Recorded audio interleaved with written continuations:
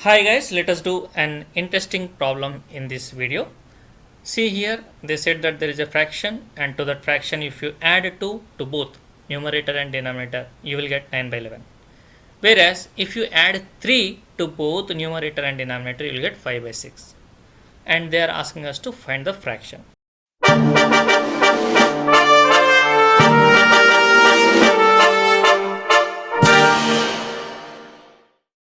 First and foremost thing is we don't know fraction. So let us assume the numerator is x and denominator is y, so that the required fraction will be x by y. Now whatever this information they have given in the question, let us apply to this x by y. So using that information, if you add 2 to both x and y, means to both numerator and denominator, you will get 9 by 11. So this is our equation 1. Next, as per second condition, if you add 3, you will get 5 by 6, and this is the second equation. Okay, now if you transpose this 11 towards left side and y plus 2 towards right side, we will get the newly formed equation 1 as shown here on the screen. What is that? 11x plus 22 is equals to 9y plus 18. This is we got from equation 1 after transposing. Similarly, let us transpose this 6 towards left and y plus 3 towards right from equation 2. Then you will get newly formed equation 2 will be like this: 6x is equals to 5 minus 3. Let us move forward. Now from this equation 1, you can see here 11x plus 22 is equal to 9y plus 18.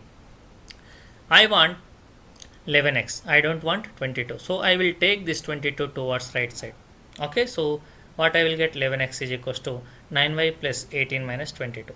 Then again I want x only. So what I should do, I should transpose this 11 towards right side. So finally after transposing, I will get x is equals to 9y minus 4 by 11. And all these things we got from this equation 1. Please focus here. Now this x value let us put in this equation 2. What is that equation 2? 6x is equal to 5y minus 3. So in place of x, if you put this value, you will get y value. How much? 9. After simplification, you will get 9. Now finally we got y value 9, and we also need to find x value using this y. So if you substitute this y is equals to 9 in equation 2 here, 5y is there. No, in place of y, if you put y is equals to 9, and after simplification you will get x is equals to 7. Finally we got x is equals to 7, and we already got y is equals to 9. Therefore the required fraction is 7 by 9. Hope you got good clarity on this problem. Thanks for watching. Have a nice day.